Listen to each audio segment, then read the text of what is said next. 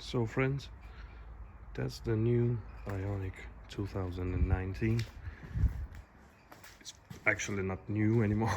It was the new model. The new model just came out now, for 2 months ago, I think. And I've been driven about 16,000 kilometers with it. And that's a cool car, you know. It's a plug-in hybrid. It's the trend model, and I think that I didn't make it a review. Now it's just done charging. It's just used 4.9 kilowatt hour. Closing the gap. And, let's get inside.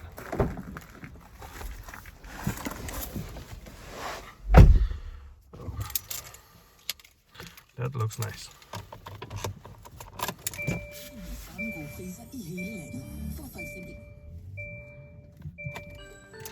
Looks like this. Charged. You have about 60 kilometers. You can drive on L, on electric engine.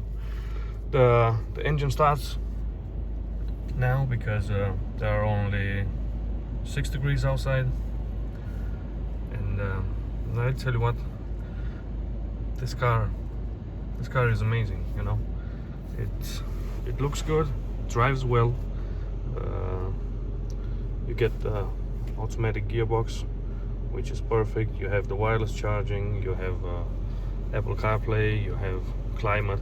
But one thing I love about this car, you know, is that when you are starting the car and the windows, you know, they are not warm, and that steam is on the window. This guy here, automatic, it starts and it makes the windows always clear. You know, I think it's priceless. It's something like you must have it on your car. And another thing that is nice, you know, talking about the climate, is that it's not pushing air inside the cabin if the engine is cold, and if the air is cold, if you are set it like I did on 22.5 degrees, you know. So it will not start it. It will not blow warm air inside. At least the engine is hot. So right now it's just the window, just getting nice and clean, and yeah, I think it was the right decision, you know. At the moment I bought this car. So right here you have the consumption.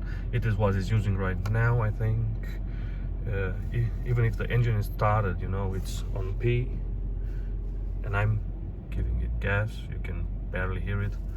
You can see here on the menu that you have 6,038, 40 South kilometers. You have some informations in here. I think it's very nice. You know, it's really cool to drive this car. And this one here, you know, you have the digital and the normal. How you call it? Instruments being showed. And what is nice about this one, where some guys, they say that it's pointless, you know, why do you have two? But I'll tell you what, if you are engaging the cruise control, you know, and you have that CCC, I think it's called, the CCC, it does that, it keeps the distance, you know, from the car in front of you. And sometimes, even if you set if it's doing its job, you set the speed on 90 kilometers per hour, let's say that, and you in front of you is a car who's driving 80. And there it's easy to see it. But on the highway, you know, when you are cruising at 130, and then you have a car in front of you, and you can feel that the car is beginning to brake. You don't know exactly if it's slowing down, because it drives so smooth, you know. So what I do, I put this one on and I can see, okay, now it's begin, so I can begin to make it ready or take over manually and just go over that guy, you know. That's really cool, and I think it's a very nice thing to have. There are other, you can see here, economical is 65%, normal 33, aggressive 2%. You don't really need to drive aggressive, not in Denmark where I am now. So and that's the energy flow. Yeah, it's not much to show. Now the engine is throwing something to the battery, you know. We are not driving. And here are different menus, and you have the navigation. If that's set to drive you somewhere, you know, you get the information right there. And well, let me see what's the next. And the next is lane keep assist to see if it's active or not. Attention level, I have it on high.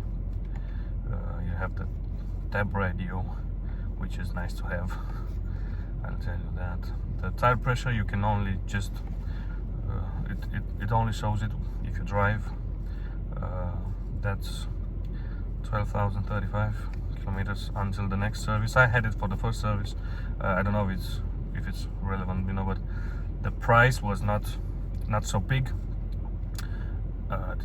servicing this car, even if it's a plug-in hybrid.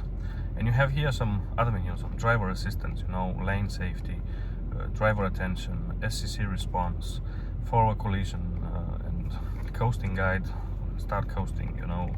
There are a lot of, you have the doors, if you want to automatically unlock. I've set mine to automatically unlock when on P, you know. So when I stop the car and put it on P, then it will automatically unlock the doors. The lights, they are automatic, you know. Once I turn, it will show you know, 3 flashes. That's nice on motorway, on highway, you know. So headlamp delay, and you have the sound here, you have the volume and convenience, wireless charging. You have it there. You can deactivate the wireless charging if you want to. Gear position, so you can be shown where it is. Service, other features, so battery, fuel economy, and all those things, you know. The units, and you have the reset settings. That was a quick review of the menu, you know. Right here you have the, then now it's on the 3 times on the left side. The lights on auto. They will, if it gets dark, it will start automatically. If it's sunny outside and the light is good, then it will close, and you just drive on the LED ones, you know. And here's the rain sensor, which is also on automatic, and yeah, the wipers too. It looks like this. You know, I love this guy. This guy is the SCC. I think they copied it from Volkswagen. I don't know. I'm not sure, but it works like on the VW. I think this car is a good investment. You know, it's a good investment. Talking about if you are traveling or you have a commute every day of 60 kilometers, you know. So you can charge at your working place or where you are. So that's very economical, you know. On winter time, you know, you will have the engine started, and I can show you right now. Now it's on 22.5 degrees. If I'm taking it down, the engine will stop. You could hear that. And now it's on EV. You get it showed on the screen. So as soon as you want to get some more warm air inside, it will start. But I think that was a little briefing, you know. I write to me if you are interested, and if you want to see a how you call it, a test drive or something like this. I don't usually do things with cars or something like this. This is the first review of a car made by me, so I don't review. It's too much said, but it comes from a guy who who owns the car, who drives the car, and is not getting paid by anybody else to say good things about it, you know. So it's really nice. Even if you have children, so you have the big windows, you have everything. You have place enough to put something on your luggage room. In the back, there's a lot of place. There's a lot of place, and you have the windows, you know, who are giving a lot of light. So the kids who are staying in the back, they'll be happy to have the light. That's here. I think is okay.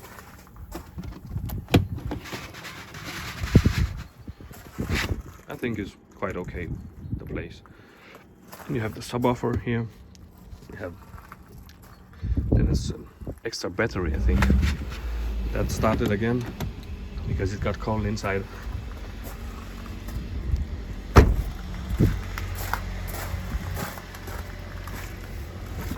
And you have this West guy right here, you know.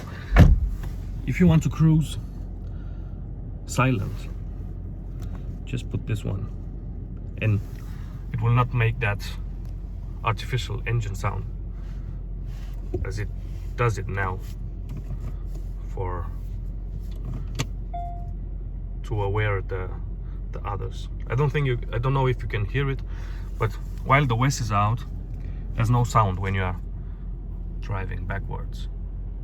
You know, if you put the West on, you have this sound.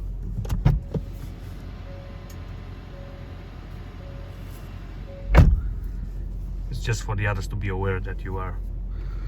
And the camera is I think it's a good quality camera, you know. It's not the sharpest, but you see what you need to see, and in the night time that's quite okay. I don't think, and I don't know if a very high resolution camera will do it better. I don't think that this is the purpose, you know. I don't think it's fun to activate it and look behind you while driving on the highway. I read some comments different places where people, they said that, oh, it will be very nice to have to can start the camera while you are driving on highway and look behind you. I don't know if it's I don't think so. That's my opinion. So in here there are a lot of other menus, but write a comment, and if you want me to make a driving test, and if you have questions, you know, about the car, if you want to buy this car, not mine of course, but if you want to buy a car like this, just ask. Feel free to ask, and subscribe. That will be nice too. So I'll keep you updated with my Hyundai Ioniq plug-in hybrid. What I like about the hybrid and why I choose the plug-in hybrid is that in the cold times, you know, I live in a country where it gets pretty cold, not cold but wet, and of course cold too. 6 degrees, there's not a high temperature. If you live in a country where it's cold in winter time or something like this, you know, that will affect your range, your EV range. I can feel the difference between summer and winter, that's no doubt. But what I think is the most important when you get the plug-in hybrid is that the warmth you get inside, you know, just using the fuel engine is nice. I've been up in an Ioniq, in an EV Ioniq, and I couldn't get warm enough, you know. But probably it was maybe an issue, or maybe it was screwed down for the temperature. But leave a comment, and I'll try to answer you, you know, and ask. Feel free to ask. Thanks, guys, and have a nice day.